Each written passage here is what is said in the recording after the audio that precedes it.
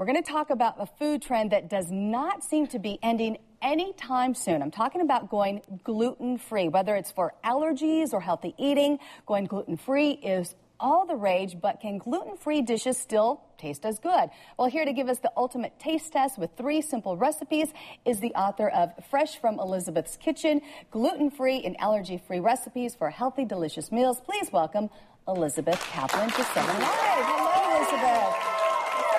Thank you for being here. Thank you. Okay, first of all, I have a dear friend, and I know she's watching at home, and we went out to dinner, and I did want to strangle her because she said, I'm gluten-free, and I swear she couldn't eat anything on the menu. So what is gluten-free exactly? Well, gluten is a protein found in wheat, barley, rye, and through cross-contamination, oats. Okay. So if you can't eat all of those things, it eliminates many dishes you could have at a restaurant, such as pasta, bread, even soy sauce has gluten in it.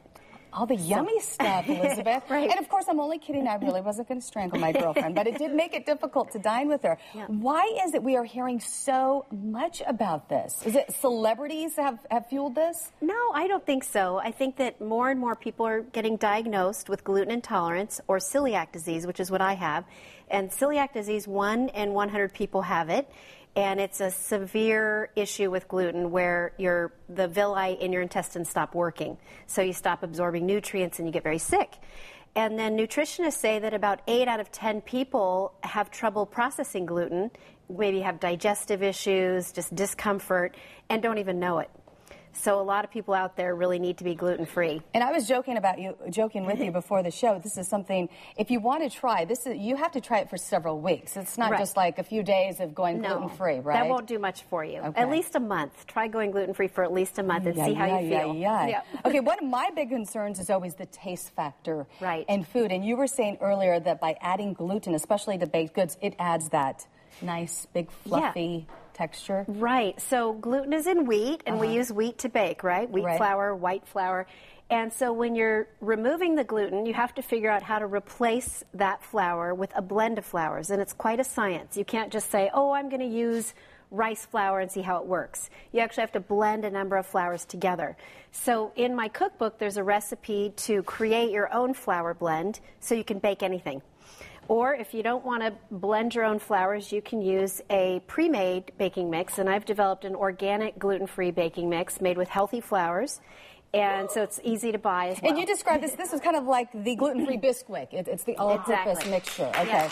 Okay, so I wanted a taste test because my mind is kind of like, I'm not quite sure, Elizabeth, that this stuff can taste as good as the real stuff. I'm excited for you to taste it. So what do we have over here that I'm going to try? So this is gluten-free pumpkin bread for the holidays. Okay. We've made 3 dishes that'll help you prepare for your Thanksgiving. And so when you take the gluten out, you got to figure out what to put in. In this, we used a blend of flours. We actually used our all-purpose mix, which has brown rice flour, white rice flour, potato starch flour, and tapioca flour. That's nice. Thank you. Now, it is, going on the record, is a little dry. Does it have a little drier consistency? Well, these have been sitting out since we got here earlier. No, actually, it's quite moist. Really, there's no difference in the moisture with gluten-free baking. Usually, it's that it falls apart because gluten binds it together. I see. But you can see that's still staying together. Yeah. And then what do you have here? This is gluten-free cornbread. And so we have your store-bought cornbread and homemade cornbread made with the flour blend and corn flour and so on. And so cornbread is a staple at Thanksgiving. You use it for stuffing. You eat it with your turkey. I love me some cornbread. Yeah. So it's easy to make. And this recipe is actually on our website or on your website. And then finally, a cupcake. Chocolate cupcakes. Now, this is a really interesting blend of flours. It's got quinoa flour in it, and if you know what quinoa is, it's high in fiber and protein. Yeah, so it's really healthy. So it's a cupcake that's good for you. It actually is. You have protein and fiber in a cupcake and also omega-3s through the quinoa. Okay, that's really, really good. Yeah, and that's very moist, isn't it? Yeah. Okay. Well, Elizabeth, as I'm trying to scarf down this yummy gluten-free cupcake, I'm sold on this. Oh, thank you. I'm really sold on this. Yeah, these mixes are available at Whole Foods, at Molly Stone's, Rayleigh's, and having a packaged mix makes it easier. But if you like to do things from scratch, my cookbook's there to help too. All right, Elizabeth Kaplan, thank you so much for joining us. And of course, we've got more information on our website. Just go to 7liveonline.com. PurePantry.com. And she has a book signing as well. Is that right? Right. Where's your book signing, At Whole Foods tomorrow at Whole Foods Walnut Creek at 10 a.m. All right, there you have it. Thanks so much, Elizabeth, for joining us.